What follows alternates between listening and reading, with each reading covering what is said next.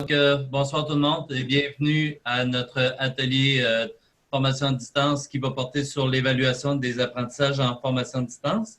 Je me présente, mon nom est Martin Bérubé, je suis conseiller pédagogique au Cégep de la Pocatière et membre du comité organisateur de FADIO, du comité de mise en œuvre FADIO. Je suis accompagné de Marie-Josée Tondreau, qui est conseillère pédagogique de Abitibi-Témiscamingue. Donc, Marie-Josée, je t'invite à venir nous faire un petit coucou. Coucou! Donc, avec Marie-Josée ce soir, nous allons mener la discussion en lien avec l'évaluation des apprentissages. À titre d'information, je voudrais préciser que ce soir, l'activité porte sur l'évaluation des apprentissages, la gestion des évaluations à distance.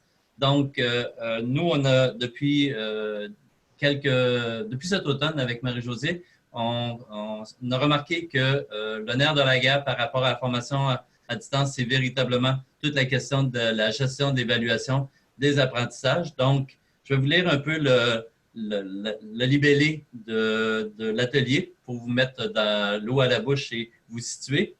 Les établissements d'enseignement s'investissent de plus en plus dans le développement de cours à distance. Ces derniers, quelle que soit leur formule, doivent respecter les différents documents ministériels et les programmes et les politiques s'il y a lieu en ce qui concerne l'évaluation des apprentissages. Parfois, la formule de cours doit respecter des exigences particulières. Ainsi, l'évaluation à distance peut poser des défis particuliers.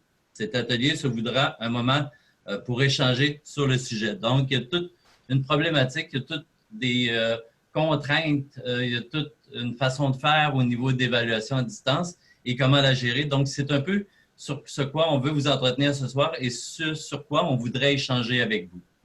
Donc, je te laisse la parole, Marie-Josée, pour nous présenter un petit intro.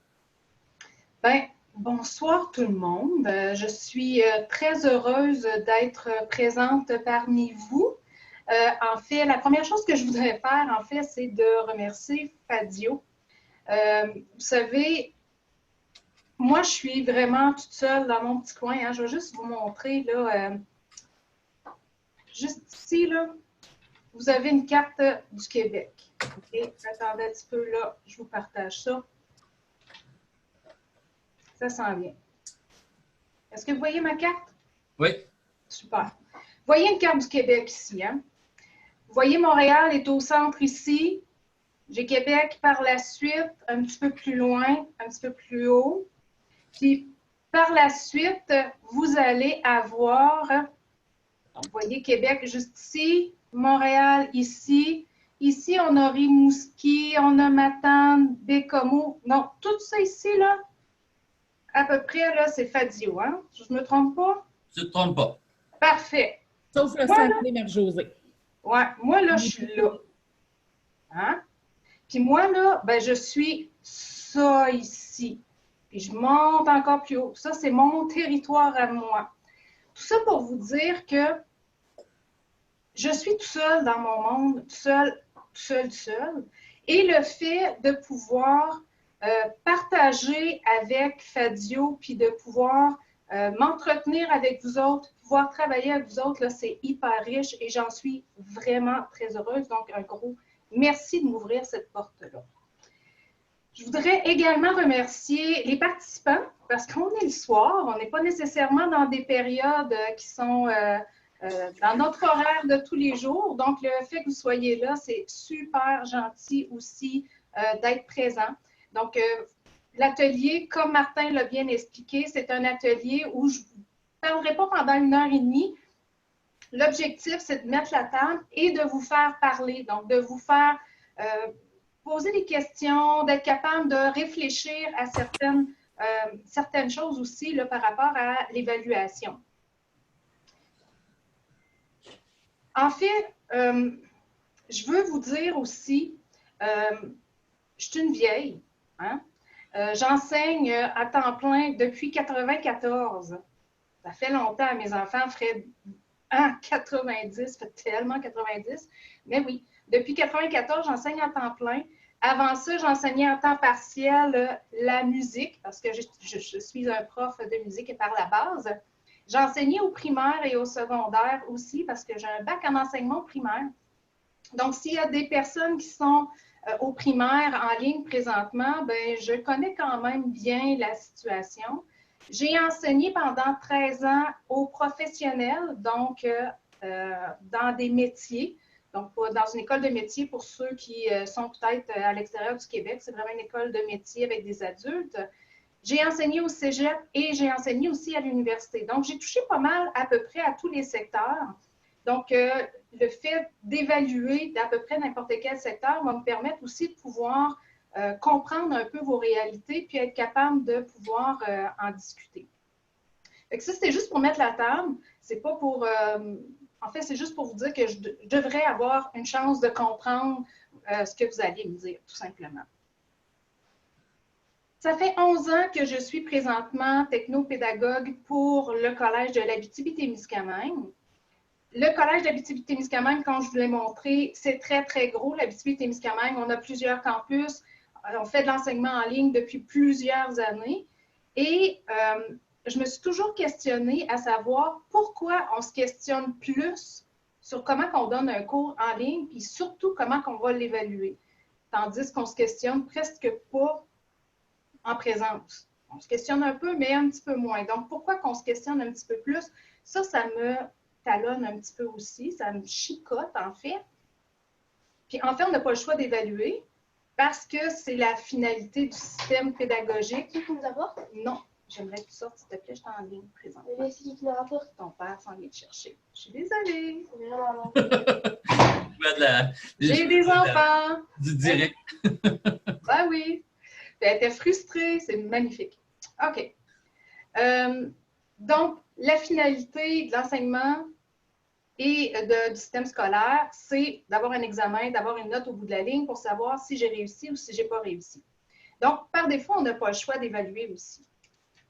Donc, ça aussi, c'est une autre chose qui est importante à, pas à valider, mais à savoir dans tout ce qui vient avec.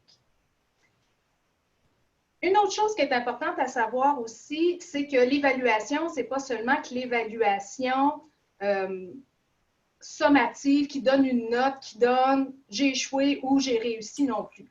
Il y a 3 choses dans les évaluations qu'il faut penser, dont l'évaluation formative qui me permet d'aller valider si mon étudiant comprend bien, qui me permet de pouvoir valider si moi aussi, je dois faire des ajustements dans mon enseignement.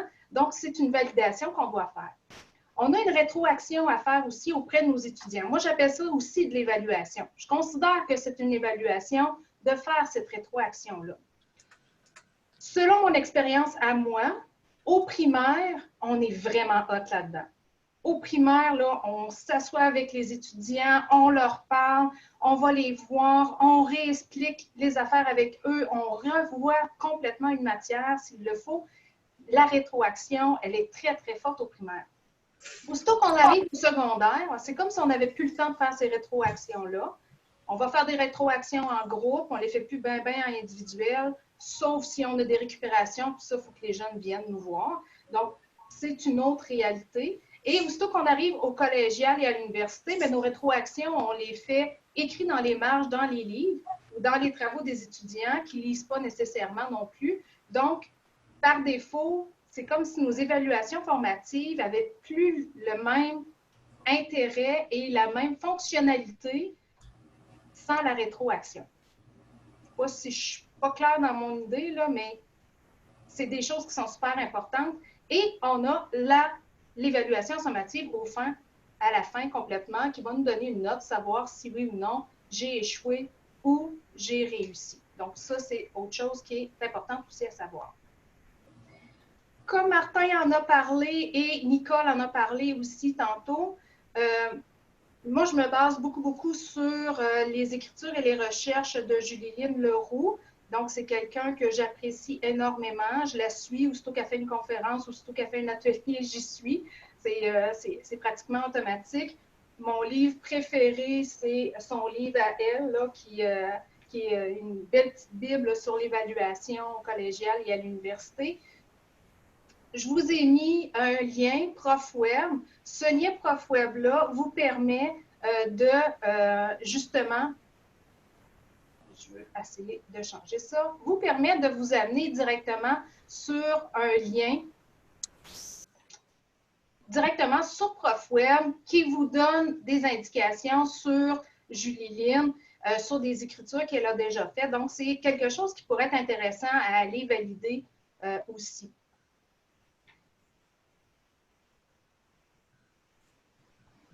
Ça va jusqu'à maintenant? C'est parfait. Pas de questions? OK. En parlant des questions, Marie-Josée, Oui. Ce qu'on vous propose ce soir, c'est quand vous avez des interventions à réaliser, il est possible dans la portion participant, dans l'onglet participant, de cliquer et d'appuyer sur la petite main bleue. Puis de cette façon-là, ça va déterminer l'ordre des interventions.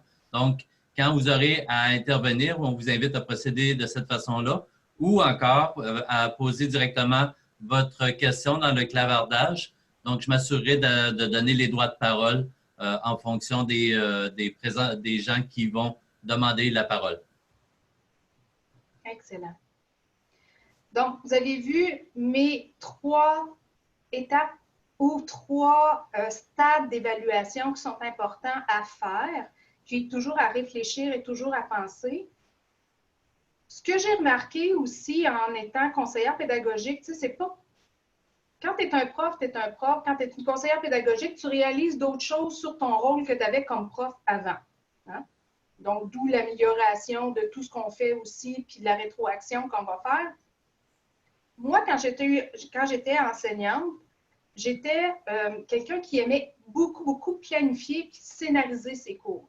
Donc, je passais des heures et des heures à réfléchir à comment je vais donner cette formation-là, cette partie théorique-là à mes étudiants pour pas que ça soit plate, que ça soit intéressant, quelle activité je pourrais faire avec mes étudiants pour qu'ils apprennent mieux, pour que je sache s'ils ont bien compris. Donc, tu as des questions que je me posais tout le temps, sur la scénarisation de mon cours. Pour finalement, après quelques années, me réaliser que, en gros, là, il faudrait que je fasse exactement les mêmes étapes et les mêmes questionnements pour mes évaluations.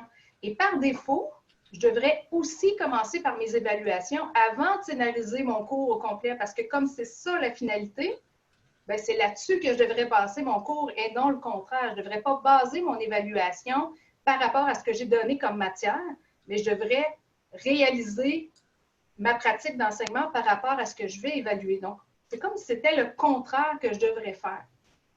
Donc, en fait, la scénarisation devrait devenir super importante au niveau de la planification de notre enseignement.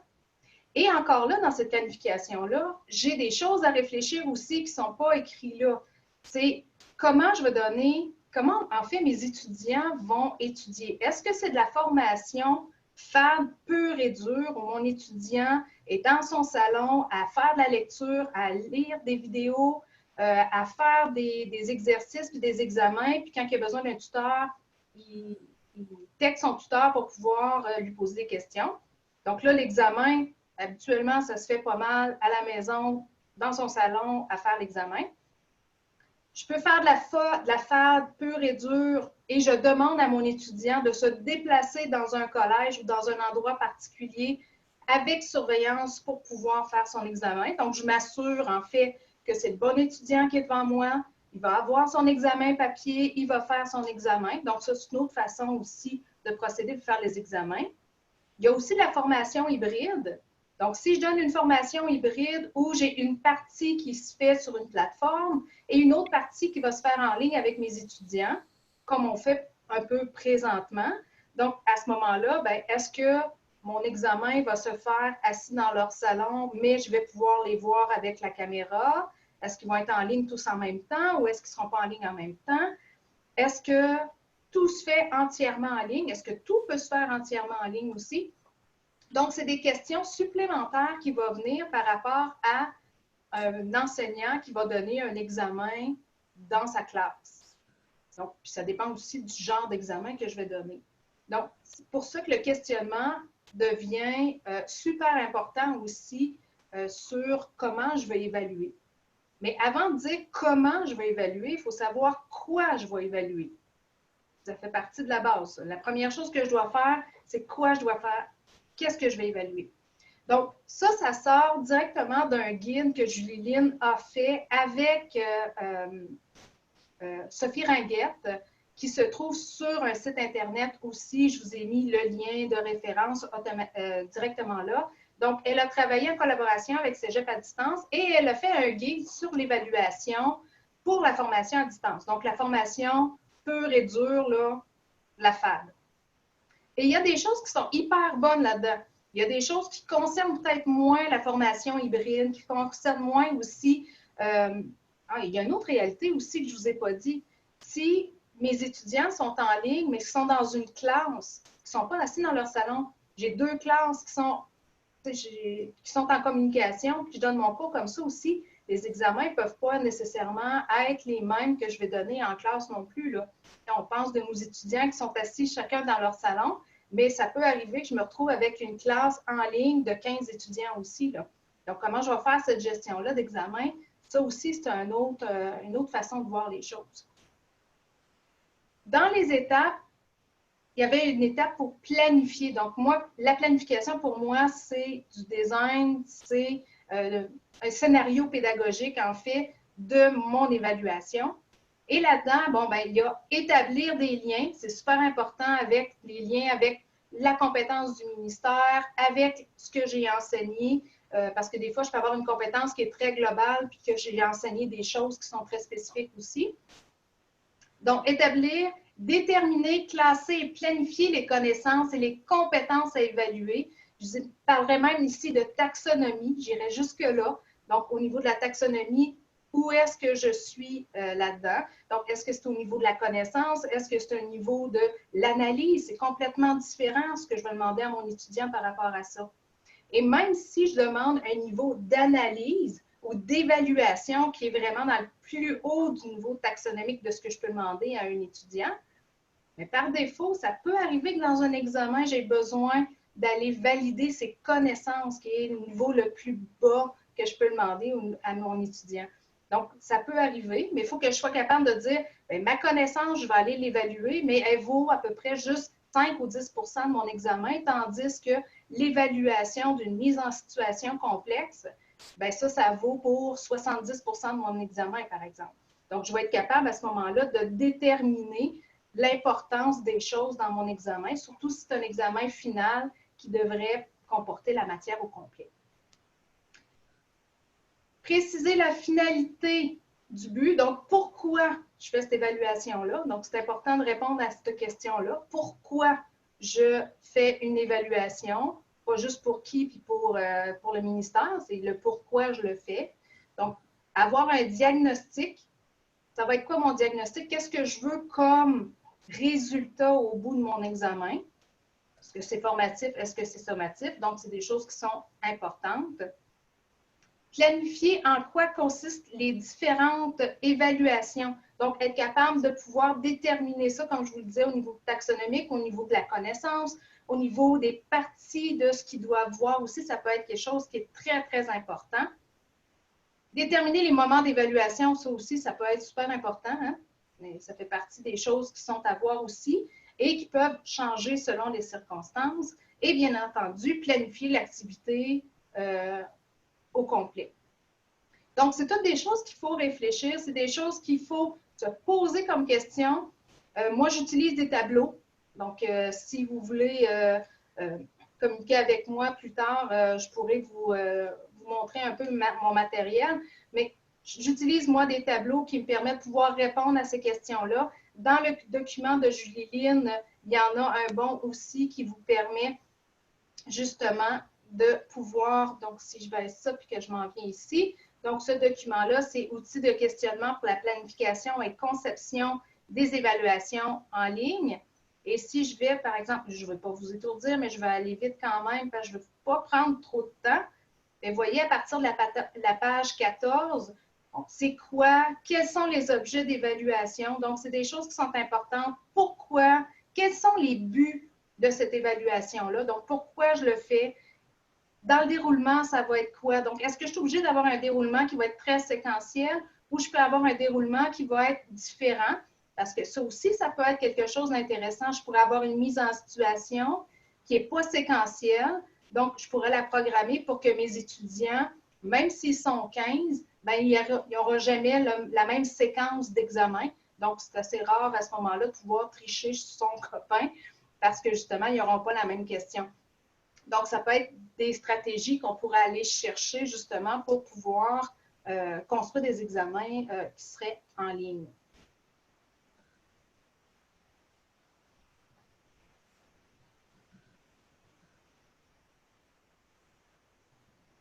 Je ne vous ai pas perdu encore, ça va bien? Ça va bien, Marie-Josée. Super. Donc, ma question pour vous. Alors, pourquoi planifier l'évaluation à la fin d'un module ou à la fin d'une session quand on sait que c'est ça qui est le plus important en pédagogie? Donc, c'est la question qui tue. Oui. Pour répondre à la question de Marie-Josée, ce que je vous invite à faire, c'est de lever la main et on va vous attribuer les droits de parole pour que vous soyez en mesure de réagir.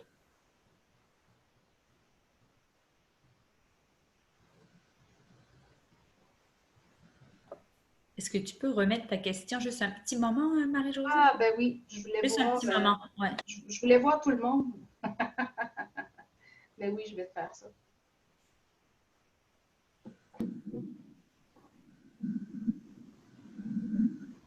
Oups, excusez. Ou sinon, tout simplement, nous la répéter. Marie-Josée, ça peut tout à fait convenir. Est-ce que vous la voyez? Non, on voit la mosaïque des participants. J'ai inversé mes... je suis bonne de même, moi. J'ai 2 écrans, je réussis à les inverser totalement. Est-ce qu'on pourrait l'écrire peut-être dans le clavardage? Ça va permettre à Marie-Josée d'enlever son partage d'écran peut-être? Bonne idée. Mais là, est-ce que vous le voyez, par exemple? J'ai Lindsay qui a levé la main. Oui, Lindsay, vous pouvez prendre parole. On vous invite à activer votre micro. Bonsoir à tous. Oui, alors c'est très important de le faire pour s'assurer que de la progression dans la formation, pour vérifier les niveaux de compétences ou où est-ce qu'ils en sont, que ce soit de manière formative ou sommative. Mais à la fin de la session, ça dépend aussi de la répartition des connaissances ou de ce qui est au programme. Donc, si on finit je sais pas moi, ça dépend des objectifs d'apprentissage, mais si on veut s'assurer avant de passer à une deuxième partie que tout le monde est au bon endroit, voilà, il est important d'évaluer. Oui, je suis d'accord avec vous, mais des fois, quand on fonctionne de cette façon-là, j'ai l'impression qu'on fonctionne avec des évaluations qui sont très macro. Donc, on évalue seulement des petites parties. On morcelle tout. Donc, à ce moment-là, on évalue les connaissances de nos étudiants. Donc, on n'évalue pas une compétence. Une compétence, c'est être capable de prendre ces connaissances et de les transférer dans quelque chose d'autre pour prouver qu'on comprend bien ce qu'on a appris. Donc, ça, c'est une compétence. Donc, des fois, de morceler, c'est bien parce qu'il faut valider, il faut effectivement aller valider que nos étudiants ont bien saisi la connaissance et qu'ils la maîtrisent bien pour justement pouvoir arriver à la compétence puis transférer tout ça. Mais le bout de la ligne, c'est vraiment d'être capable d'évaluer une compétence. Et ça aussi, c'est difficile à évaluer une compétence. Hein? Vous, Lindsay, vous travaillez dans quel ordre d'enseignement? Alors, je suis conseiller pédagogique au Collège Dawson et je travaille pour la formation continue. Et je suis également professeur, enseignant de français langue seconde. Et puis j'ai travaillé dans le privé également. Donc,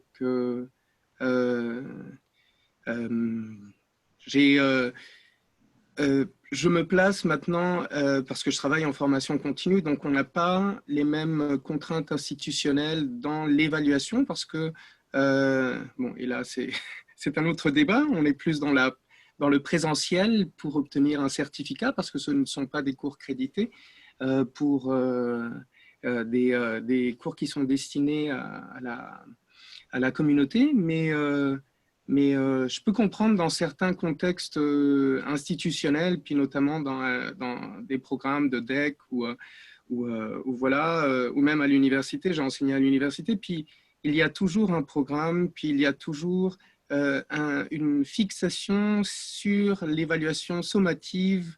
Et puis, je comprends très bien ce que vous dites, Marie-Josée. Puis, mais bon, je pense même une compétence peut y aller par étapes et on est capable de l'évaluer au fur et à mesure qu'on progresse dans que ce soit, comme vous avez dit, en respectant la taxonomie, que ce soit de la compréhension ou qu'on passe ensuite par une comparaison, puis qu'on aille vers la création. Mais à chaque étape, on est rendu ailleurs dans cette compétence qui, au bout de ligne, sera forcément évaluée d'une autre façon si c'est dans un cadre institutionnel. Pardon, j'ai pris un peu trop de place. Non, il n'y a pas de... Non, c'est très, très bien.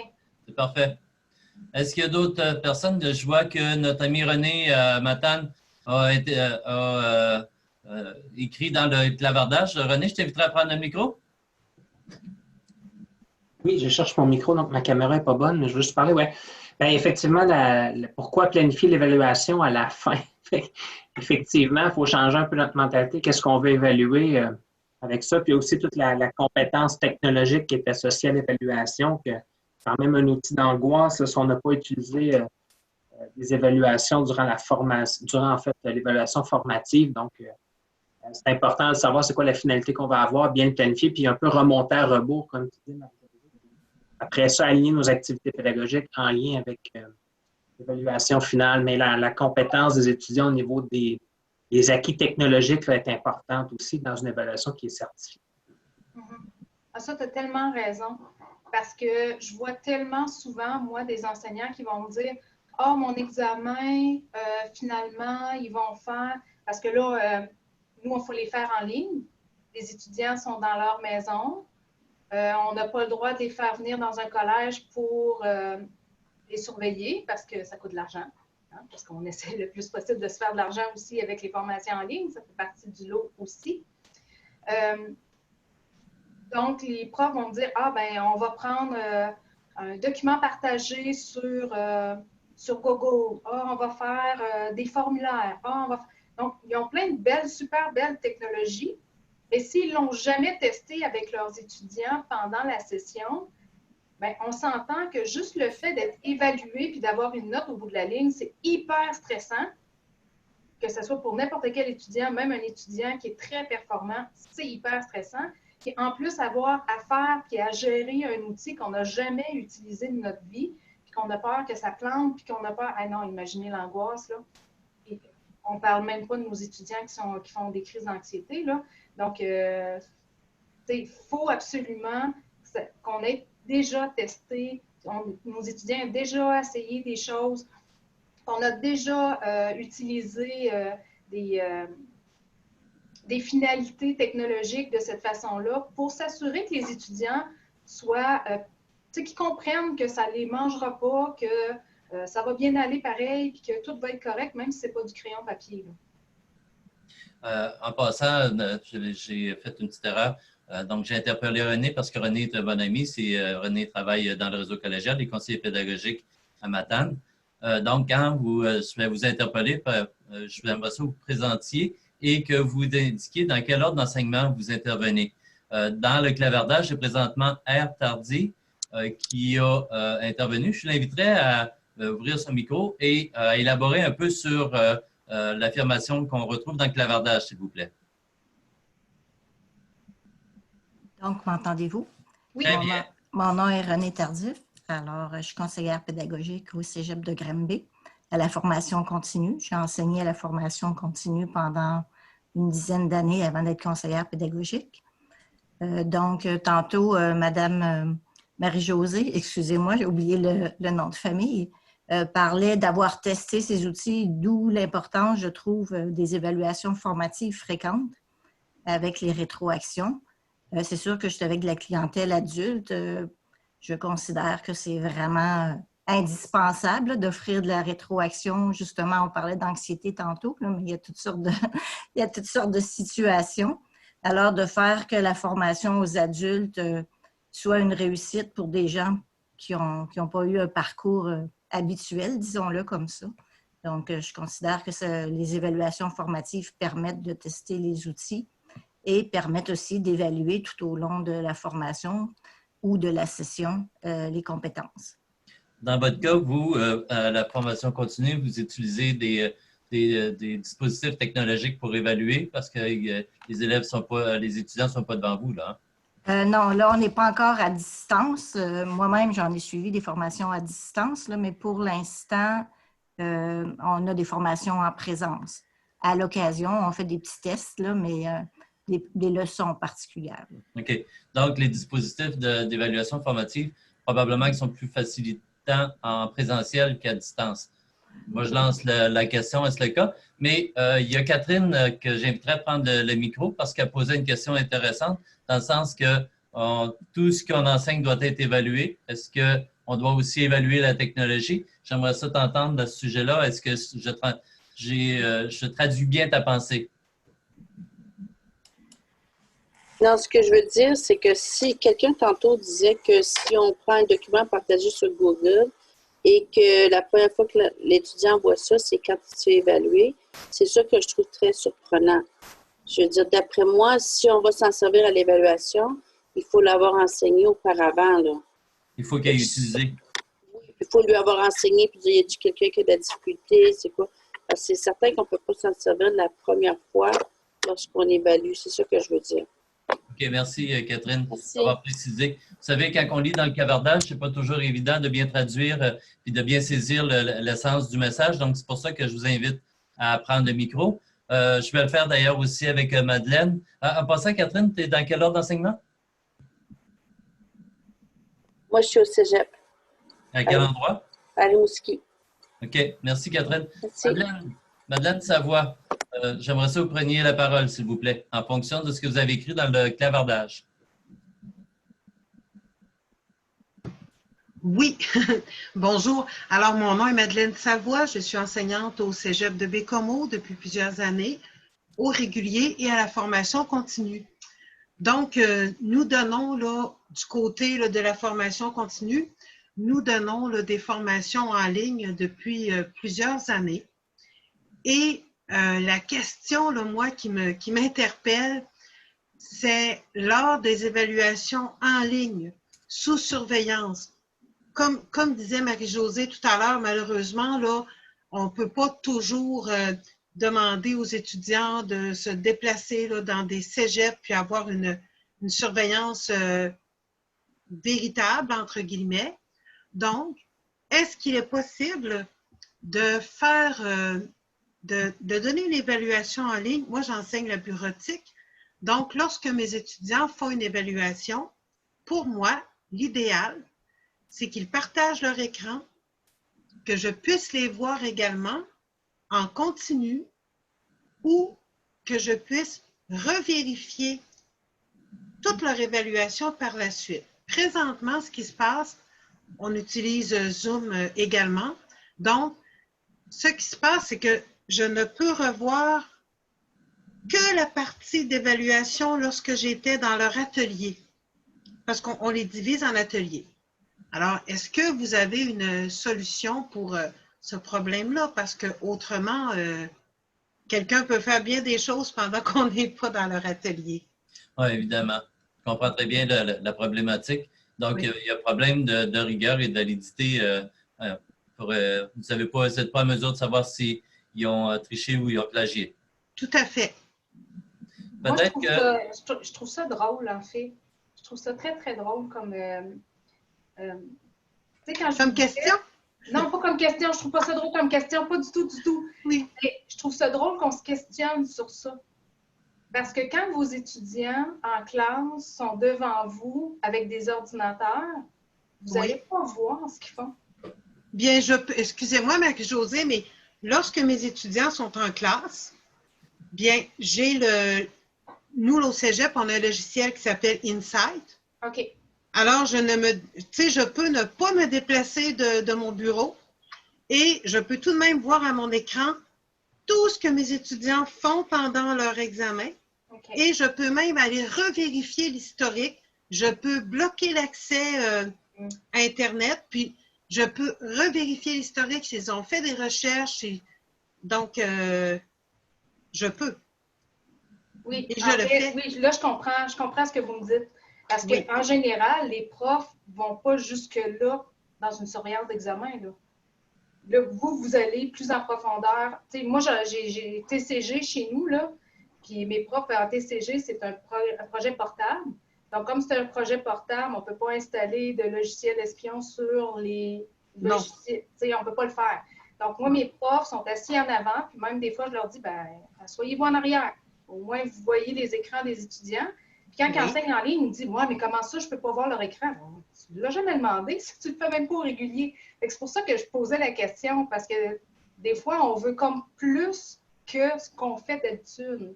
Mais là, je comprends que vous le faites à l'habitude dans le régulier. Donc, vous aimeriez pouvoir le refaire, avoir cette même habitude-là pour les étudiants qui sont en ligne. OK, là, je comprends bien votre question. Oui. Peut-être qu'on aurait des... Si tu me permets, Marie-Josée, il y a peut-être des éléments de réponse. Il y a aussi des gens qui ont levé la main, donc je dois donner les droits de parole. D'abord, il y a Carlotta qui a écrit dans le clavardage, aussi en lien avec cette problématique-là. Il y a René qui a levé la main pour intervenir. Et enfin, il y a Catherine aussi qui est intervenue. Donc, dans l'ordre d'énonciation, je vais vous donner les droits de parole. Ce qui serait le fun, ce serait que aussi vous ouvriez votre caméra pour qu'on puisse vous voir. N'oubliez pas de vous présenter et de nommer dans quel ordre d'enseignement vous êtes. Donc, Carlotta, je te laisse la parole. Oui, bonsoir à tout le monde. Moi, je suis Carlotta Lunghi, je suis professeure à l'UQAR au campus de Lévis et je donne des formations, des cours qu'on appelle cours réseau à la maîtrise. Donc, j'ai des étudiants qui sont éparpillés un peu partout dans la province. En fait, je n'ai pas seulement des étudiants de l'UQAR, mais certains cours sont donnés. Par exemple, moi, j'ai des étudiants de l'UQO, j'ai eu des étudiants de l'UQAC, j'ai eu des étudiants de l'UQTR, donc un peu partout. Et je m'ai posé la question parce que pour certains cours, chaque étudiant reste chez lui. Mais pour d'autres, en fait, c'est qu'ils préfèrent se déplacer sur un campus, au moins certains, ceux qui sont proches, par exemple, du campus de Lévis ou du campus de Rimouski, vont au campus parce que peut-être ils ont d'autres cours par la suite qui ne sont pas donnés à distance.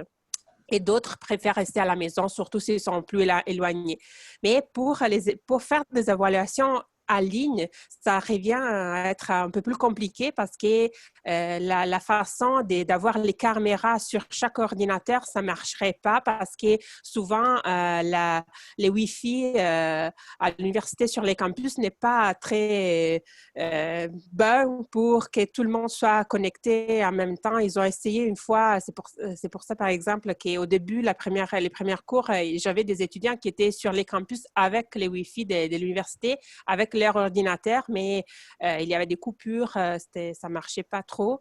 Et donc, j'ai demandé une salle pour qu'ils puissent rester là-bas, mais je me demandais s'il y avait des façons pour gérer ces deux groupes différents en même temps dans une évaluation. Donc, bonne question, Carlotta. René, probablement, dans ton intervention, tu aurais des solutions à apporter. Je te laisse la parole. Donc, OK, le micro est activé. Pour la question, en fait, la problématique qui se pose avec Zoom, de l'histoire qu'on ne peut pas surveiller toutes les salles, ceux qui utilisent VIA, c'est quand même possible parce que on met un étudiant par salle, en fait, par atelier. On lui demande de partager son écran, d'ouvrir sa caméra, son microphone. Donc, il est seul dans son évaluation. Et l'enseignant voyage d'un atelier à l'autre, mais nonobstant, s'il ne voit pas ce qu'ils font, c'est que tous les enregistrements après sont individualisés. Il peut regarder là, a posteriori chacune des évaluations si tout s'est bien déroulé. Mais le contrôle à tout prix, en fait, c'est quand dans le niveau taxonomique, quand on demande des tâches de bas niveau, c'est-à-dire des vrais ou faux, des questions choix multiples, des problèmes simples. C'est sûr qu'on est très vulnérable à ce moment-là par rapport à ce que l'étudiant atteint la compétence. Mais quand on va d'un niveau taxonomique plus élevé, la problématique de contrôle se présente moins parce que dans l'évaluation qu'on fait maintenant, c'est à livre ouvert, ils ont le droit à tout. Ils ont des études de cas, des problèmes plus complexes à résoudre. Donc, quand même, qu'ils ont le droit à tout, il n'y a pas vraiment d'enjeu par rapport au plagiat nécessairement. Ça peut être une piste de solution dans ce sens-là. Merci, René. René. Dans Zoom, c'était possible. C'est quelque chose qui est manquant dans Zoom. Effectivement. Il y a Karine qui a demandé le droit de parole. Tu veux intervenir, Karine? Oui, ben c'est un peu dans le même sens que René. En fait, c'était juste parce que je voulais amener l'exemple là, que nous, en comptabilité et gestion, un peu comme Madeleine l'avait amené, tu sais, on a été un peu face à ce questionnement-là. Puis, on s'est vraiment posé la question, un peu comme René a mentionné, tu sais, on est à quel niveau taxonomique? Qu'est-ce qu'on veut vraiment valider? C'est quoi la compétence qu'on veut que nos étudiants aient atteint au terme de ce cours-là? Et comme c'est un programme qui mène au marché du travail, on s'est dit, tu sais, comment on pourrait évaluer ce qu'ils sont capables de faire, ce qu'ils vont être capables de faire sur le marché du travail en considérant qu'ils ont droit à tout et qu'ils ont même droit, tu sais, dans le fond, à aller chercher des choses sur Internet ou peu importe.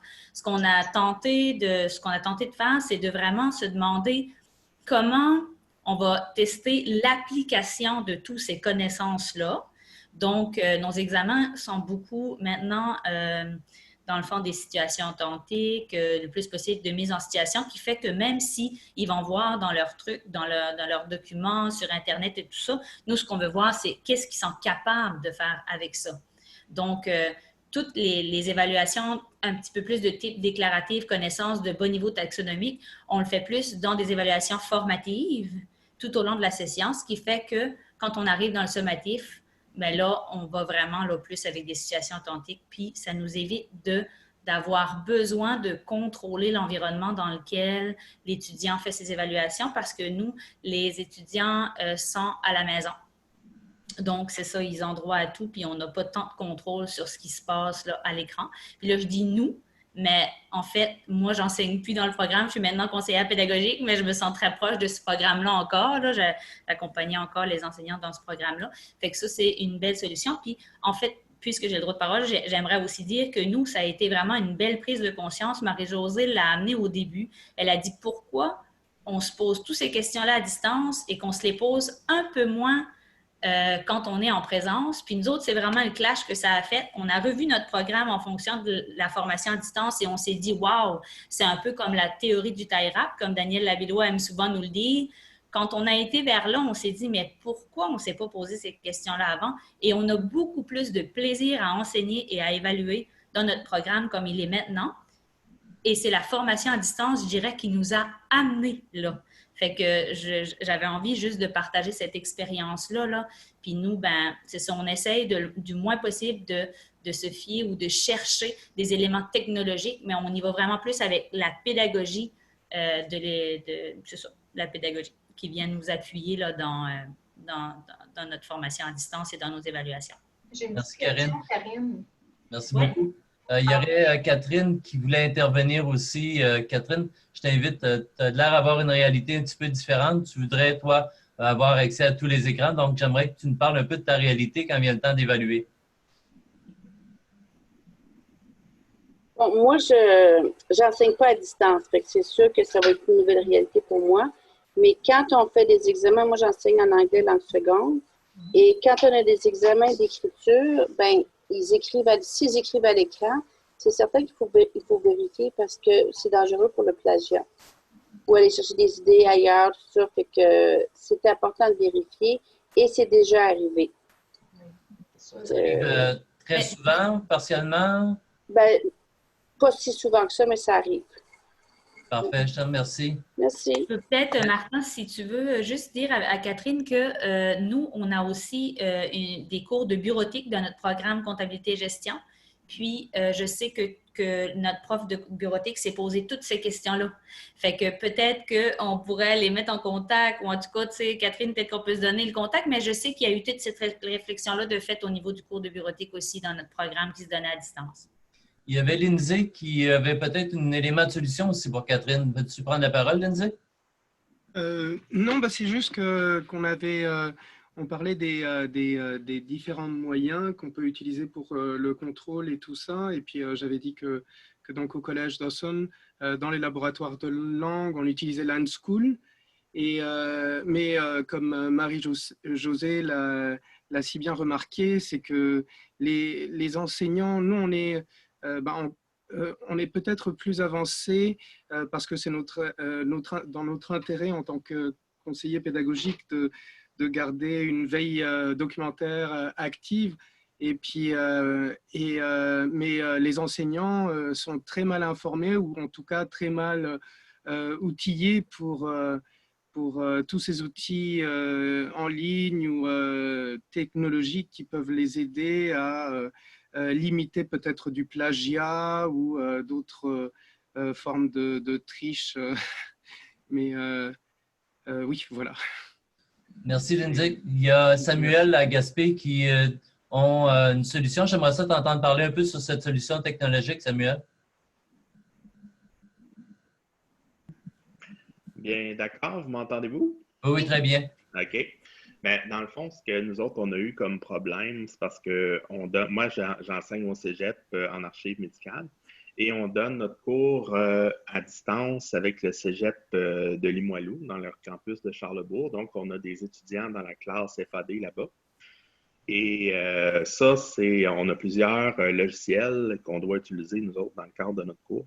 Ça nécessitait non seulement pour les évaluations un logiciel qui permette d'aller voir sur les ordinateurs personnels, parce que nous, on fait acheter des portables aux étudiants, donc il faut qu'ils fournissent leur propre portable pour suivre le cours. Mais on avait besoin d'un logiciel pour aller dessus. Et il y avait des problèmes au niveau légal qui avaient été soulevés, donc justement avec un logiciel espion, quelque chose comme ça qui arrivait. Donc, on n'a pas pu utiliser notre Lenschool ou d'autres logiciels qui avaient. Malheureusement, le nom du logiciel m'échappe présentement, mais c'est tout nouveau. C'est notre service informatique qui ont déterré ça il n'y a pas longtemps. Donc, c'était vraiment arrivé à brûle-point parce qu'on en avait vraiment besoin. Donc, ça permet vraiment d'aller un peu, c'est comme Lenschool un peu, et même plus performant même. Il y a même des options qu'on ne sait pas. Mais ça, dans le fond, c'est comme l'étudiant qui nous accepte en tant que professeur sur son écran. Puis on peut avoir plusieurs étudiants, même toute la classe qui nous accepte. Donc, on peut voir la classe au complet comme dans un examen, par exemple. Donc, le professeur voit ce qu'ils font sur leurs écrans. C'est sûr que nous autres, comme ils sont dans une classe à Limoilou, il y a une surveillante aussi dans la classe, c'est sûr, mais cette surveillante-là, elle ne connaît pas, c'est pas un professeur de dans le fond de notre technique. Donc, elle regarde pour être sûr qu'ils ne regardent pas sur des papiers, des choses comme ça, mais elle ne sait pas ce qu'ils font sur leur ordinateur vraiment. Donc, ça permet avec ces deux éléments-là, nous autres, d'avoir quand même quelque chose qui est assez, comment dirais-je, qui est assez sûr. Puis en même temps, au-delà des évaluations, c'est essentiel parce que, comme par exemple, la professeure, on a un cours de bureautique, nous, dans le cadre de la technique, puis elle enseigne Word, Access et Excel. Donc, elle, c'était essentiel qu'elle puisse aller, excuse-moi l'expression, mais déboguer les étudiants directement sur leur ordinateur quand ils font des exercices aussi. Donc, au-delà des évaluations, c'était essentiel. Mais le service informatique, ils ont cherché longtemps parce qu'on essayé plusieurs autres logiciels et ça n'a pas fonctionné. Donc, c'était une façon de... Nous autres, c'était essentiel parce que, comme je dis, on a gros des logiciels dans notre technique puis ils ont accès aux logiciels à partir des serveurs de Gaspé via un terminal serveur. Mais ils servent des logiciels pour faire leur examen aussi. Donc, ça, on n'en pouvait pas passer outre. Donc, ça veut dire que le logiciel est installé sur les portables des étudiants ou il est installé sur le serveur virtuel? Il est installé sur les portables des étudiants, mais c'est eux autres qui le contrôlent. Donc, ils peuvent le fermer. Donc, moi, je ne peux pas, en tant que professeur, décider que je vais sur l'ordinateur d'un étudiant, comme par exemple ce soir. C'est fermé, c'est bloqué. Donc, moi, je ne peux pas aller voir leur vie privée, dans le fond. Okay. Donc, quand on ouvre un cours, on demande aux étudiants d'ouvrir ce logiciel-là pour qu'on voit tout le monde sur notre écran. Puis quand on termine le cours, on dit n'oubliez pas de le fermer, mais même je pense qu'il se ferme automatiquement au bout d'un certain temps d'inutilisation aussi. Okay. Donc, ça permettait... C'est avec ça que vous donnez votre cours? Oui, bien, ça l'aide beaucoup. C'est même une plateforme, là. Oui, c'est ça. Ça l'aide beaucoup pour le donner. Moi, je ne l'ai pas encore utilisé personnellement parce que je fais de la coordination aussi, donc je n'enseigne pas cette session-ci, mais je vais l'utiliser à la session prochaine. Donc, c'est un outil qui est, pour nous autres, essentiel vu la nature de ce qu'on enseigne. Ce serait bien de documenter, Samuel, cette pratique-là pour pouvoir la partager. Merci beaucoup de ton témoignage. Il y a Madeleine qui dit que il y a évidemment, VIA est un outil qu'elle privilégie pour effectivement enseigner à distance. Il ne faut pas oublier que Zoom n'est pas nécessairement un logiciel pédagogique qui est pensé en termes de gestion de classe et gestion d'évaluation des apprentissages. Zoom est pensé pour faire des échanges, des conférences à plusieurs. Donc, il y a des fonctionnalités qui n'ont pas été pensées nécessairement au niveau pédagogique. J'aimerais donner la parole à Brigitte Lessard qui, depuis tout à l'heure, a posé une question particulièrement intéressante. Puis j'aimerais ça que tu partages ton interrogation, Brigitte, en ouvrant ta caméra et en indiquant quel ordre d'enseignement tu travailles. Moi, j'enseigne plus présentement. J'enseignais en formation professionnelle et il y a des examens ministériels. Quand il y a des examens ministériels, on sait que quand on est en formation à distance, ils doivent se présenter automatiquement au centre de formation ou aussi en formation générale aux adultes. Quand il y a des examens ministériels, ils doivent se présenter au centre. C'est comme ça que le ministère nous dit de faire les examens. Ça fait que je me demandais en formation à distance, si on ouvre ça, comment on va faire pour les examens ministériels? Je sais qu'il y a des projets là, prochainement pour une plateforme sécurisée, là, mais en attendant, que peut-on faire? Puis je sais qu'il y a des centres de formation qui font des examens ministériels à distance, mais le ministère ne veut pas. Qu'est-ce qu'on fait? C'est mon interrogation si vous aviez des solutions. Oui, puis moi, je me souviens même que quand j'enseignais aux professionnels, j'avais fait une demande de dérogation parce que quand je suis partie il y a 11 ans, on commençait les formations en ligne. Moi, j'étais en secrétariat, comptabilité, informatique. C'était ça que j'enseignais. Puis, c'est ça, ça commençait les formations en ligne. On commençait à avoir des étudiants qui étaient à l'extérieur, qui partaient puis qui arrivaient dans ma classe pour l'examen. Puis là, on se posait justement la question de savoir, moi, mais encore là, comme je vous l'ai montré tantôt, nous autres, notre territoire est très, très grand. Donc, si j'avais quelqu'un, par exemple, de Chisasibi qui veut suivre un cours de secrétariat, puis qui devait venir faire son examen à Rwanda parce qu'il est inscrit à la commission scolaire de Rwanda parce que c'est nous autres qui le donnaient, bien, il y a comme 8 heures de voiture à faire, venir faire un examen de 2 heures. Là. C'est un peu poche. Effectivement. Si je peux intervenir, c'est sûr qu'il y a aussi des partenariats qui peuvent se faire entre les centres de formation. J'ai vu ça se faire de temps en temps là, pour un centre qui est près de la maison. Là, à ce moment-là, ils peuvent faire un partenariat. Il y a des centres de formation qui ne veulent pas. On est comme un petit peu pris. Là. C'était une interrogation. Ouais. Il y a des contraintes liées à toute la question de la gestion des évaluations, surtout les évaluations certificatives comme les examens ministériels. Il n'y a pas des lignes claires. Il y a le ministère qui, évidemment, pense faire les évaluations quand ils sont en ville, à Québec, à Montréal.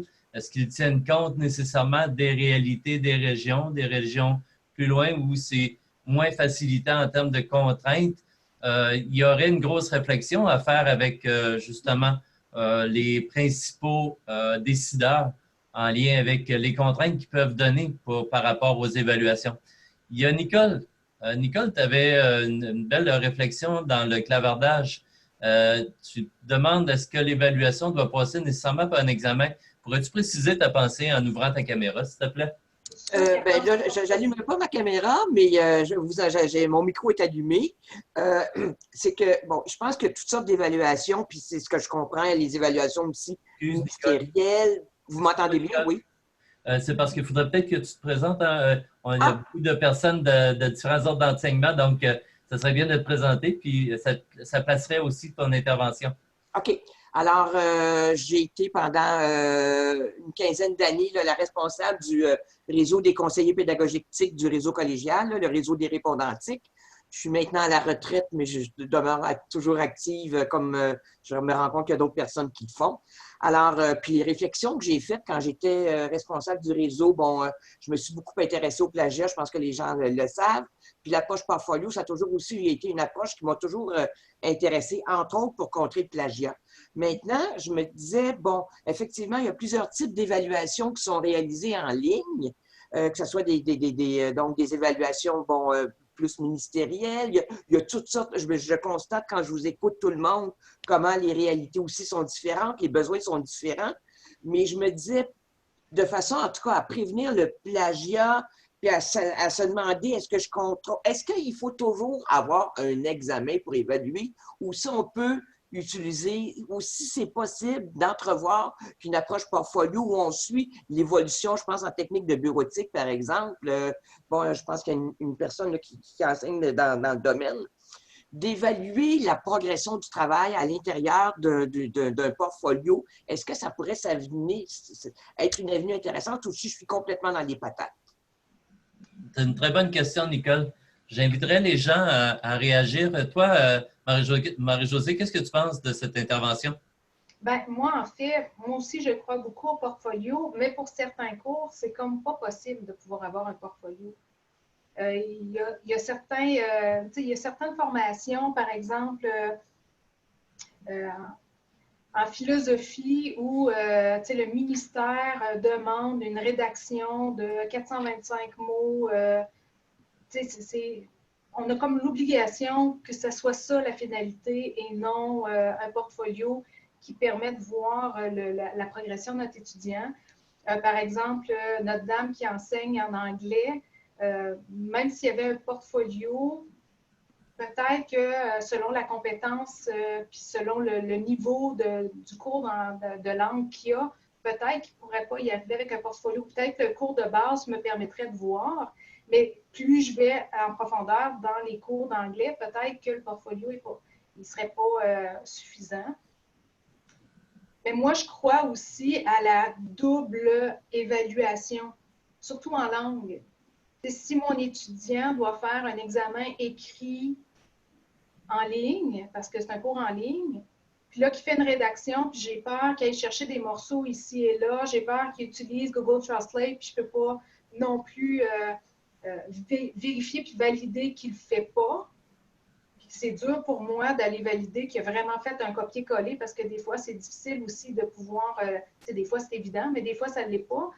Mais tout de suite après, mon étudiant, mais peut-être pas tout de suite après, là, mais peut-être une journée après ou la semaine suivante, mon étudiant doit faire un oral sur l'examen écrit qu'il a fait, puis qui n'est pas capable d'expliquer, puis qui n'utilise pas les mots techniques, puis qui n'est pas capable de faire sa structure de phrase. Ben, je suis désolée, mais c'est pas toi qui as fait ton examen écrit, tu sais. Je suis en train de valider le fait que ce qu'il a écrit est compatible. Je pourrais faire la même chose avec un examen de philo. Mon examen de philo, mon étudiant va le rédiger. Je ne le vois pas nécessairement. Il est assis dans son salon, mais pourquoi pas passer une entrevue par la suite pour qu'il puisse me parler de cette rédaction-là parce que c'est ministériel. Il est obligé d'écrire tant de mots.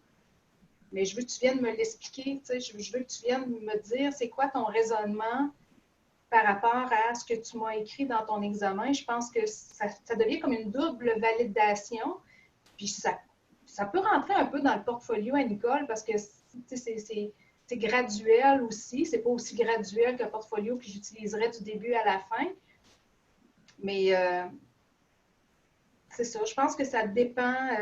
Je ne pourrais pas avoir un portfolio, par exemple, dans un cours de biologie 101. Là. Ça dépend toujours des contextes. Il y a d'ailleurs Mme Lessard, Brigitte Lessard, qui, pour elle, ça semblerait difficile en formation professionnelle. J'aimerais ça que vous élaboriez un peu là-dessus, Mme Lessard, s'il vous plaît. Oui, c'est ça. En formation professionnelle, nous, on n'a pas le choix, c'est des examens ministériels. Il y a, dans le programme de formation en secrétariat ou en comptabilité, en n'importe quelle formation professionnelle, il y a toujours 2, 3 compétences qui sont des examens qui viennent du ministère. Et je sais que ça coûte extrêmement cher à faire. Et là, à ce moment-là, si on met ces examens-là à distance, mais là, à ce moment-là, on les brûle. Fait que là, ça va coûter très cher à refaire au ministère ces types d'examens-là. C'est pour ça qu'ils sont très rigides, parce que c'est extrêmement dispendieux. On a essayé de tous les moyens, mais en formation générale aux adultes, c'est la même chose. Quand les examens sont ministériels, la formation à distance, des examens de formation à distance ne peuvent pas se faire. C'est sûr qu'il y a une autre façon de faire. Là. Je sais qu'il va y avoir un projet pour la formation à distance pour les jeunes. Je crois que les jeunes au secondaire, ça fait que là, j'ai l'impression qu'à partir de ce moment-là, il va y avoir peut-être des outils pour nous, mais c'est ce que je peux dire. J'espérais une solution miracle, mais... À quel endroit vous êtes, Mme Lessard? Pourriez-vous me le rappeler? Ben moi, je suis en formation professionnelle. Là, j'enseigne plus en formation professionnelle présentement, mais j'ai été aussi au cégep. Mais c'est un peu le même problème. Là. Dans quelle région vous êtes situé? La Beauce. Parfait, merci. Il y a Mme Cloutier, Marie-Hélène Cloutier, qui semble avoir un peu aussi le même point de vue. J'aimerais vous entendre, Mme Cloutier. Bonjour, est-ce que vous m'entendez, me voyez? Très bien. Ben oui, c'est ça, dans le fond, c'est que ce que je me rends compte, c'est que... D'abord et avant tout, pourriez-vous... Oui, Marie-Hélène Cloutier, Cégep de Rimouski, conseillère pédagogique à la reconnaissance des acquis. Merci, donc, c'est ça, dans le fond, moi, à la reconnaissance des acquis, justement, bon, quand je suis arrivée, il y avait beaucoup de choses qui se faisaient encore par examen. Et là, on s'est dit, est-ce que c'est vraiment ça qu'on veut faire? Ce qu'on veut, c'est que les gens nous démontrent qu'ils mobilisent leurs compétences.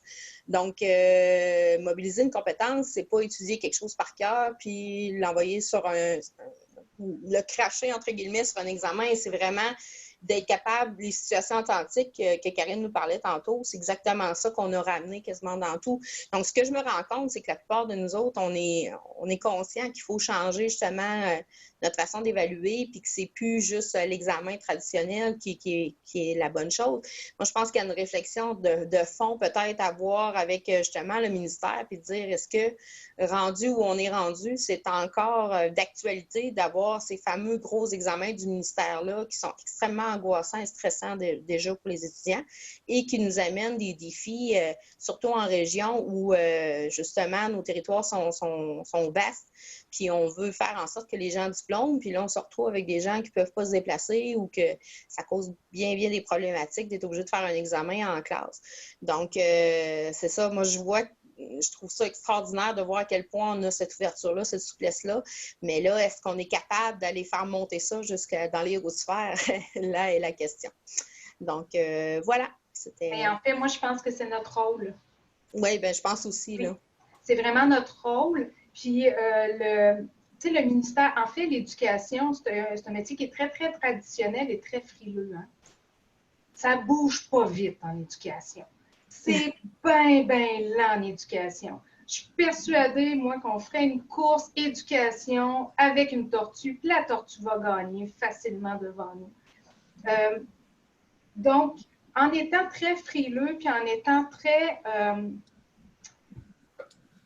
réticent au changement, disons ça de cette façon-là, ça fait en sorte que quand on veut avancer à grand V avec la formation en ligne, puis là qu'on questionne comment qu'on donne les cours, qu'on questionne, en tout cas, moi je parle de chez nous, là, depuis des années, bien les profs se rébutent vraiment, puis parce que on est en train d'évaluer comment ils évaluent, tu es en train d'évaluer comment ils enseignent, tu leur dis que c'est pas correct, là, ce qu'ils font, parce qu'il faut qu'ils pensent autrement. Mais c'est comme ça qu'ils ont toujours vécu, c'est comme ça qu'ils l'ont fait, c'est comme ça qu'ils l'ont vécu, c'est comme ça qu'ils étaient bien d'être assis devant un prof qui parle pendant 3 heures. Ils trouvaient ça plate, mais c'est comme ça dans la pédagogie, c'est comme ça qu'on enseigne. Arrête de vouloir changer les choses, Marie. Mais à force de changer ça, le ministère, ce qu'il fait en haut, là, c'est qu'il nous regarde. Hein? Puis là, quand ils vont réaliser que nos affaires fonctionnent, ils vont faire comme « Hey, j'ai une idée, on pourrait peut-être changer nos affaires. J'ai une super bonne idée, hey, gang, toute la gang, il faut changer. » Parce qu'ils ne veulent pas se planter. Ils préfèrent nous regarder, nous autres, les petites fourmis, puis s'assurer que ça va fonctionner. Donc, je pense que c'est vraiment notre rôle de réfléchir à ça, de construire ces choses-là, puis leur montrer que ça fonctionne pour justement leur donner la possibilité de pouvoir réfléchir à des modifications par rapport aux examens ministériels. Je voulais juste revenir, Martin, sur ce que Brigitte a dit. Brigitte, tantôt, a dit il y a les examens du ministère, ça coûte très cher, il ne faudrait pas qu'on les brûle. Hey, ça, j'entends tellement ça souvent, là. Moi, je ne veux pas que mon examen soit brûlé, je vais le mettre en ligne. Ça ne se brûle pas, un examen. Il faut juste réfléchir à comment on va le donner. Puis on ne le donne pas, puis l'étudiant ne télécharge pas nécessairement sur son poste, puis il va le donner à tout le monde. Ce n'est pas de même la réalité de l'enseignement en ligne. Il y a des façons de procéder qui font en sorte que mon étudiant va faire son examen, puis je vais pouvoir leur donner la session d'après, je vais pouvoir leur donner l'année d'après, je vais pouvoir... Puis on sait aussi que les examens du ministère, c'est jamais le même. Ils nous envoient tout le temps des examens qui sont différents d'une fois à l'autre dans une belle petite enveloppe 2 semaines avant l'examen, là. Donc, mais tu sais, c'est exactement le même principe, là. Il pourrait y avoir des banques de questions dans une plateforme, puis là, ben, la banque de questions s'échange. La seule affaire qu'il faut réfléchir, c'est que si j'ai une banque de questions, est-ce que mes questions sont équivalentes d'une question à l'autre pour que mes étudiants soient évalués de la même façon? Tu sais, mais c'est ça. C'est pas vrai qu'on brûle nécessairement des examens en les faisant en ligne, là. Oui. Moi, je serais curieux de savoir s'il y avait quelqu'un du ministère de l'Éducation qui est dans l'assistance, voir un peu les réactions. On peut entendre aussi d'autres réactions. Une des choses que j'entends aussi dans le discours, les échanges que l'on a ce soir, c'est en formation à distance. Donc, souvent, on est invité à innover. On développe, on défriche, on ouvre de nouveaux territoires, on innove en enseignement, on innove en apprentissage. Mais est-ce qu'on vous parle d'innover en évaluation?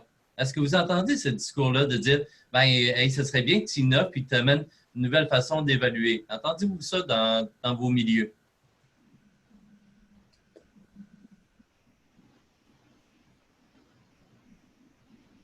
Il y a Mylène, je t'inviterai à prendre la parole. Non, c'était juste en lien avec le commentaire que tu venais de donner. C'est parce que moi, on m'avait déjà dit ça. Les gens du ministère, je ne pense pas qu'ils soient là ce soir parce qu'ils n'ont pas le droit. Il y a un mot d'ordre comme quoi ils n'ont pas le droit de faire du temps supplémentaire. C'est pour ça que ça me surprendrait qu'il y ait quelqu'un dans le groupe actuellement. Mais moi, je suis super contente, par exemple, parce que je donne des formations à un groupe cette année de 24 personnes les lundis, puis j'ai quelqu'un du ministère dans mon groupe. Fait que je suis en train de faire des petits, je suis en train de corrompre des gens du ministère. C'est magnifique. Mais ils nous suivent dans la semaine, par exemple. Parfait. Mais c'est ça, ça a été intéressant de les entendre parce qu'on les interpelle. Il y a Marie-Hélène qui dit qu'il y a trop de contraintes ou très peu. Tu veux dire quoi exactement, Marie-Hélène?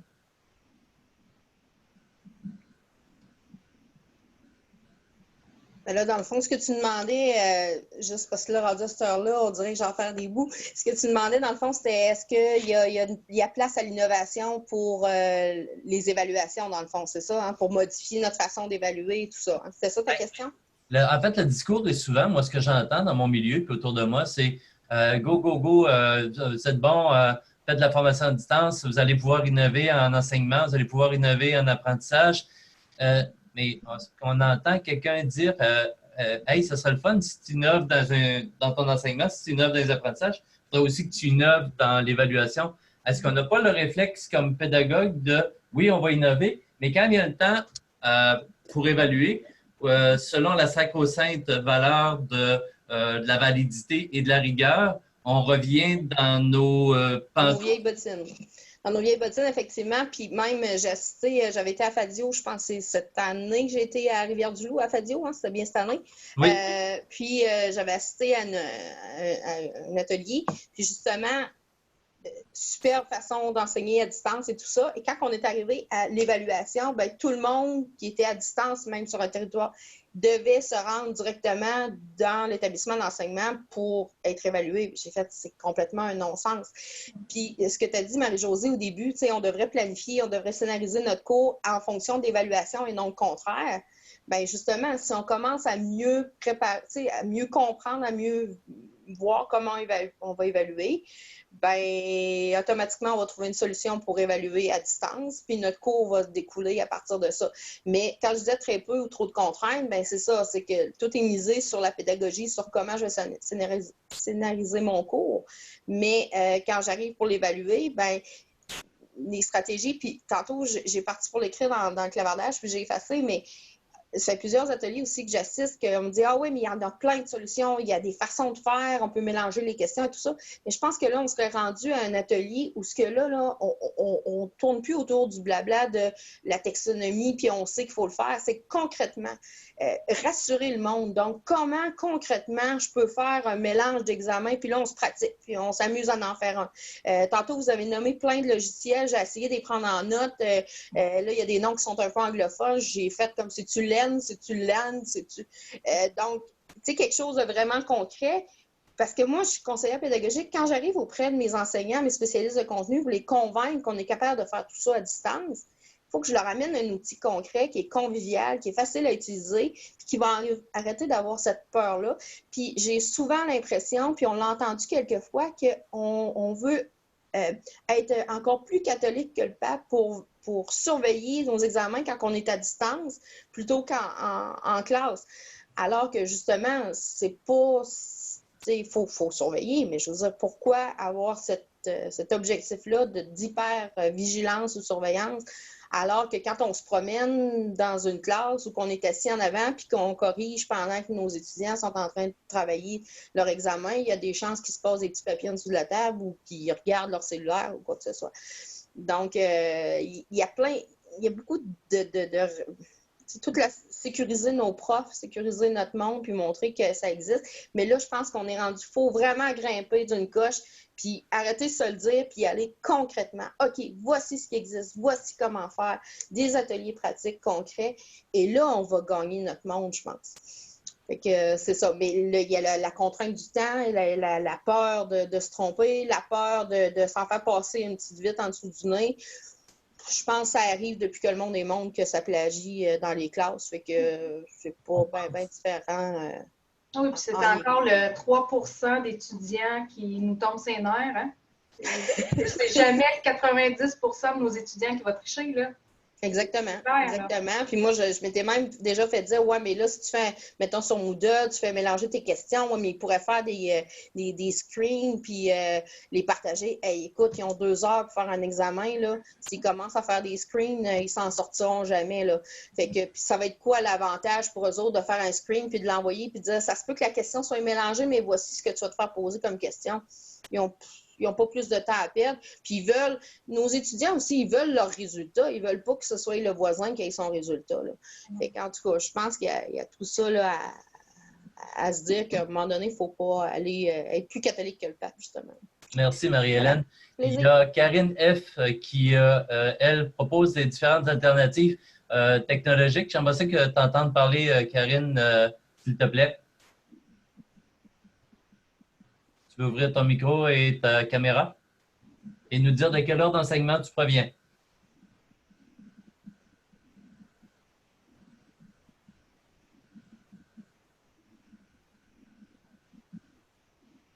Martin, elle dit que son microphone ne fonctionne pas. Ah, OK. Donc, pour la prochaine intervention, il y avait René qui voulait interagir aussi. Vas-y, je te laisse la parole, René.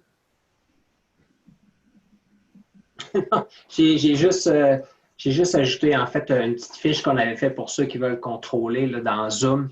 On avait développé un peu l'ajout de la caméra de la U, là, une espèce de caméra qu'il y en a qui peuvent, quand ils s'instrument un cours à distance, en fait, la commander. Il y a un fil de 6 pieds au bout de la caméra. Et dans Zoom, ce qui est intéressant, c'est que l'enseignant peut basculer d'une caméra à l'autre. Donc, il peut prendre la caméra frontale de l'étudiant ou il peut prendre la caméra U avec un fil de 6 pieds qui permet de voir le contexte de l'étudiant, dans quel milieu il évolue. Fait que c'est quelque chose qui est quand même pas trop coûteux, qui est réaliste et réalisable si on veut vraiment contrôler un examen à distance, surtout des fois en mathématiques. On doit faire des calculs sur des feuilles réelles. Là. On veut voir un peu si c'est vraiment son document, puis après, l'étudiant peut prendre une photo avec Office Lens et envoyer immédiatement là, à l'évaluation qu'il a complétée avec son crayon. Merci. Il y a Sophie Bergeron-Leblanc qui avait une intervention. J'aimerais que tu précises ta pensée, Sophie. en ouvrant ton micro et ta caméra. Oui, allô, est-ce que vous m'entendez? Oui, est-ce que tu peux préciser dans quel ordre d'enseignement tu es? Oui, en fait, moi, je travaille pour un ordre professionnel, puis je suis directrice adjointe en pédagogie. Et puis, on développe des programmes à distance pour des professionnels formés à l'étranger qui souhaitent obtenir leur titre professionnel au Québec. Et puis, nous, en fait, le programme qu'on veut bâtir, on le fait en collaboration avec des enseignants universitaires. Puis là, on n'a rien que c'est d'imposer, en fait, quant au nombre de bonnes réponses à obtenir pour que ça soit considéré comme une réussite. Mais par la suite, ces étudiants-là vont rentrer dans notre programme de formation professionnelle et vont faire l'examen de l'ordre. Donc, on est comme au niveau des préalables pour donner l'équivalence du baccalauréat. Et puis là, c'est ça, je me demande dans quel contexte est-ce qu'on est mieux de demander échec versus réussite ou bien est-ce qu'on devrait avoir un certain nombre de questions et attendre un certain taux de passage pour que ça soit valable pour les universités et pour la profession. Oui, bien, c'est toujours cette question-là. Il ne faut pas oublier que maintenant, on évalue par compétences. Donc, c'est un petit peu problématique en lien avec le taux de passage, tout ça. Échec réussite aussi, effectivement, il faut que ce soit une évaluation certificative en fin de processus. Mais c'est quand même un petit peu... c'est pas toujours évident à faire. Geneviève Abel, qui enseigne, je pense, à l'Université de Montréal. J'inviterais à prendre la parole.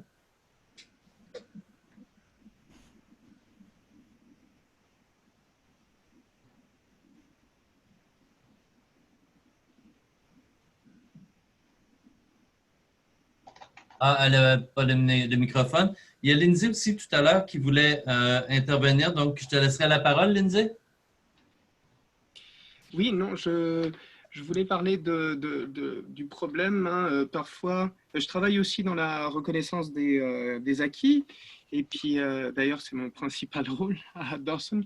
Mais c'est la révision du programme en tant que tel. C'est qu'on parle donc d'innovation au niveau dans les évaluations, mais il y a un délai très très long dans la révision de programmes. Parfois, on a des programmes qui datent d'il y a 15 ans. Donc, si on veut bien innover dans l'évaluation, il faudrait innover aussi, revoir les programmes, puis, parce que je les vois ensemble, non c'est basé sur des critères de performance, donc ça va tout de suite nous donner des éléments pour des fiches critériées ou des grilles critériées pour l'évaluation. Donc, on n'en est pas là. Le temps que les programmes soient révisés puis qu'ils soient mis à jour, on peut attendre 2-3 ans, puis de mettre en place tout un système, c'est un peu le serpent qui se mange la queue. Donc, j'espère qu'un jour on y arrivera. Mais dans les évaluations, en tout cas en français, j'ai vu qu'il y avait parfois il y a des exposés oraux donc, qui maintenant sont faits, les étudiants le font directement sur leur téléphone portable et le remettent à distance à l'enseignant qui va le revoir après. Il y a également des entrevues, il y a vraiment plein de choses qui sont faites en langue et le portfolio est une pratique très courante. Pour revenir à ce qu'avait dit Marie-Josée. C'était bien Marie-Josée. Voilà. Merci. En fait, c'était Nicole qui en avait parlé du portfolio. Ah, voilà, pardon. C'est notre spécialiste. Ah, voilà. Merci. Tantôt, je vais faire la parole à Geneviève, mais ce n'était pas possible pour elle d'ouvrir son micro. Mais elle a soulevé quelque chose d'intéressant, un site qui s'appelle Sudoku, que j'ai découvert dans une lecture hier dans ma veille. Ce serait un site de partage où les étudiants partageraient leurs notes, les notes de cours, les examens, tout ça. Que pensez-vous, vous, de ce type de dispositif-là? Est-ce que c'est normal qu'une application de cet ordre-là ne soit pas fermée ou ne soit pas bannie parce que ça propose la possibilité de faire du plagiat, de la tricherie. Qu'est-ce que vous en pensez? Nicole, je te laisse la parole. C'est ça, moi aussi, j'en ai entendu parler de Sudoku. En fait, ça ressemble, d'après ce que je comprends, ça ressemble beaucoup à d'autres sites web dont je parlais quand je donnais des ateliers sur le plagiat.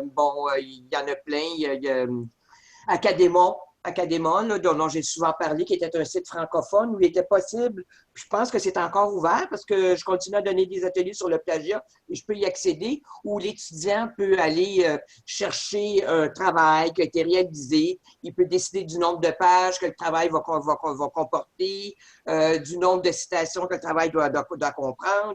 Le travail, ça peut être un travail écrit, ça peut être un PowerPoint, il va préciser, puis là, il va payer un montant X pour ça. Sudoku, je ne suis pas allée le visiter en tant que tel. J'en ai entendu parler en fin de semaine. Je ne me souviens pas où, mais je pense que c'est ce type de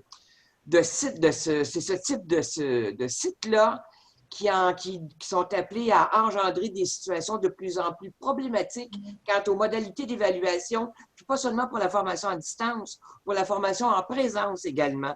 Il y a une grosse réflexion qui est à faire, puis c'est la raison pour laquelle je reviens, puis que je martèle souvent avec mon approche portfolio. Mais il va falloir trouver une solution quant à nos modes d'évaluation, que ce soit à la formation régulière ou en formation à distance, parce que ces sites-là, essayer de les fermer, on peut essayer, mais il va y toujours en avoir un autre qui va surgir. Donc, Sudoku, effectivement, donne accès à un ensemble de documents dont les étudiants peuvent s'inspirer sans nécessairement avoir justement à citer des sources. Et c'est bien une chose sur laquelle on veut travailler, dans beaucoup de programmes d'études, à la formation professionnelle aussi, j'imagine que ça vous interpelle. Alors oui, il y a une réflexion qui est à faire de ce côté-là. Et Sudoku, moi, ça me crée un gros problème.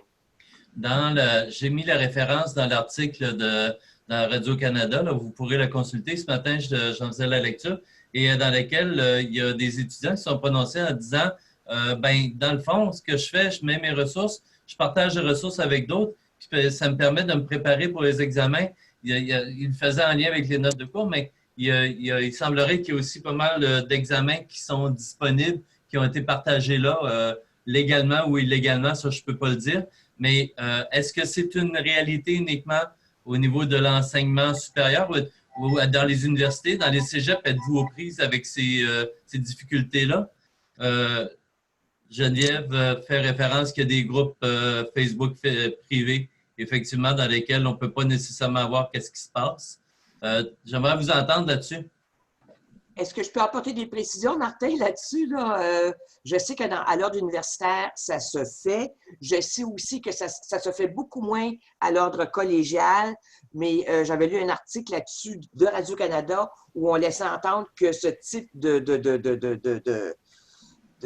cette façon-là de plagiat, en fait, c'est plus du plagiat, c'est vraiment de la triche là, en tant que telle, était appelé à prendre de l'expansion aussi à l'ordre collégial.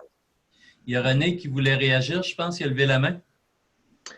En fait, dans le plagiat qui concerne en classe ou à distance, c'est maintenant l'intelligence artificielle qui embarque dans la suite Microsoft Office et bientôt, ça va débarquer. En fait, je ne sais pas s'il est en anglais actuellement, c'est ce qu'on sent pas sur les sites, mais tu proposes un texte et l'intelligence artificielle va te reformuler 4 ou 5 façons différentes de redire en d'autres mots ce que tu voulais.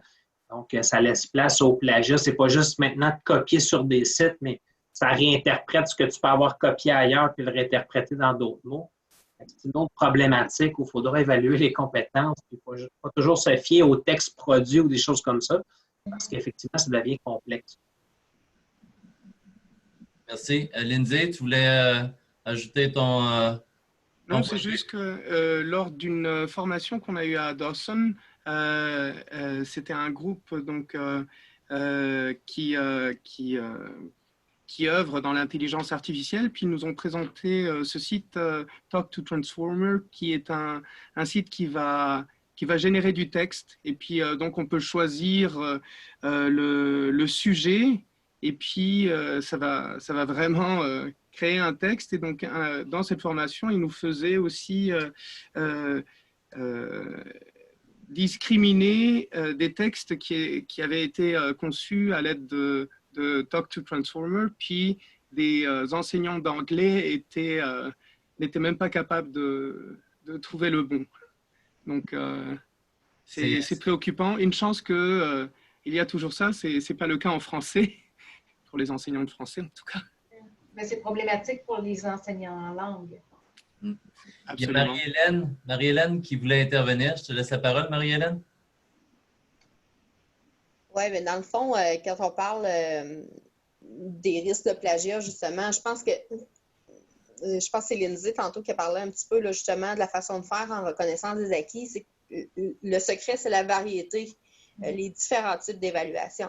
Donc, si on va justement dans une production, nous, c'est toutes des productions personnelles où ils sont à la maison, ils ont soit une situation authentique, une mise en situation où ils doivent partir d'un exemple de leur milieu de travail, puis là, ils nous reviennent avec ça. Mais comme en comptabilité, on a une mise en situation, c'est plus facile au niveau de la correction, puis c'est un peu plus uniforme, plus facile à corriger pour nos spécialistes de contenu, mais à ça est couplé une entrevue d'évaluation.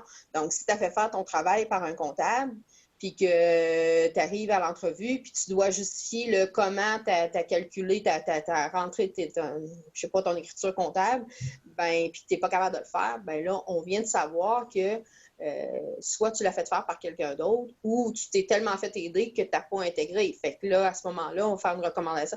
On ne va pas nécessairement en plagiat, à moins d'avoir vraiment un texte qui est copié-collé, là, mais on va aller en... Là, ça va être le seuil de réussite n'est pas atteint, on va en formation manquante. Donc, moi, je pense que le secret, c'est vraiment une variété, puis de s'assurer de... C'est sûr que dans une classe de 28 étudiants, d'aller faire à chaque fois qu'ils font une production personnelle, aller faire un entretien d'évaluation, on s'entend que c'est pas réaliste, là. Mais je pense qu'il y a des façons de faire par des productions orales, par un bout de portfolio, par différentes façons de faire qui fait en sorte que, admettons qu'il y a eu, bon, à moins d'un plagiat vraiment fort, mais qu'il y a eu de l'accompagnement ou d'aller chercher, j'ai été regarder un peu là, les différents sites qui viennent d'être montrés. Ben, je pense que c'est ça. C'est à nous d'aller trouver une façon d'aller confirmer ou faire vérifier que c'est intégré puis que c'est pas juste se cantonner à une forme d'évaluation puis c'est terminé après ça. Puis, ben là, je soupçonne du plagiat, c'est terminé. Merci, Marie-Hélène. Parlant d'évaluation, il est présentement 20h27. Normalement, l'atelier termine dans 3 minutes. Karine fait référence à l'évaluation formative par rapport à l'atelier. Donc, vous allez trouver dans l'hyperlien l'espace pour aller évaluer l'atelier de ce soir. Écoute, Marie-Josée, j'ai le goût de te donner le mot de la fin, de voir un peu qu'est-ce que tu retires, toi, de discussion, à quelle conclusion tu en viens. En fait, moi, je suis vraiment très, très enchantée par rapport à ce qu'on a entendu aujourd'hui. Vraiment très enchantée. Le fait que que nous avons parlé avec des personnes qui sont ouvertes, des personnes qui se posent des questions. Juste le fait de se poser des questions fait en sorte qu'on évolue. Hein. Donc, juste le fait de se poser des questions, d'essayer de voir les choses autrement, d'essayer de voir aussi que le système peut être des fois un peu... qui nous enchaîne, en fait. Si nos règles sur notre PIEA, sur les règles sur les évaluations au collège nous dit qu'on doit accumuler tant de temps, tant de notes avant telle date dans le calendrier, bien, c'est sûr que ça peut nuire au fait qu'on veut faire l'évaluation formative ou qu'on veut faire l'évaluation sommative. Donc, des fois, on a comme des contraintes qui viennent avec ça. L'événementiel. Je vois qu'il y a plein de monde qui sont quand même très, très ouverts à la situation. Vous êtes intéressés, donc c'est génial de voir qu'il y a des personnes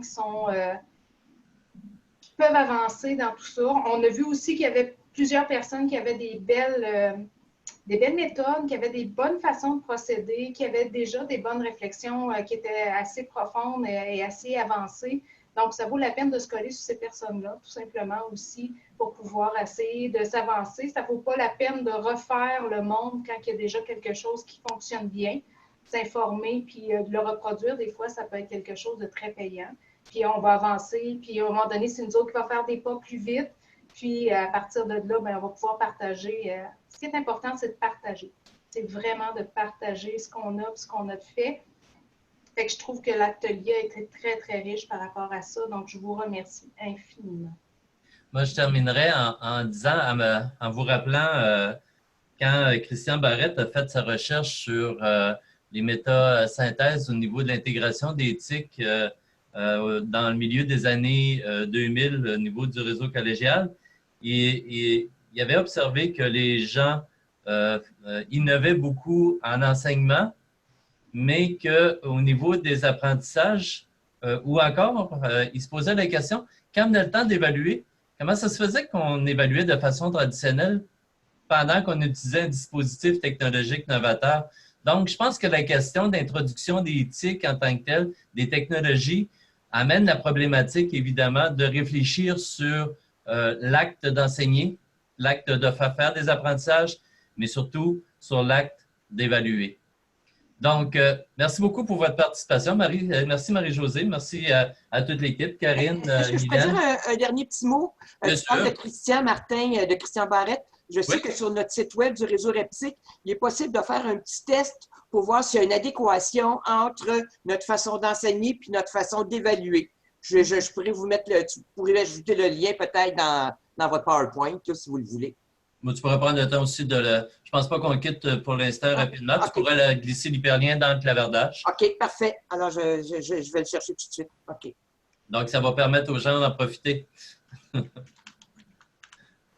En fait, allez visiter le site Reptic. Même si vous n'êtes pas Reptic, il y a tellement de belles choses sur ce site-là. C'est tellement riche. Ça vaut vraiment la peine de juste mettre l'adresse de base des Reptic, en fait. Bien, je te dirais, José, aussi, la source d'inspiration, elle est de la présentation de l'année dernière dans le cadre de la rencontre des Reptiques du mois d'avril à Dawson, où effectivement, Julie-Lynne Leroux présentait là, les résultats d'une expérimentation qu'elle avait faite. Elle avait fait une expérimentation dans la région.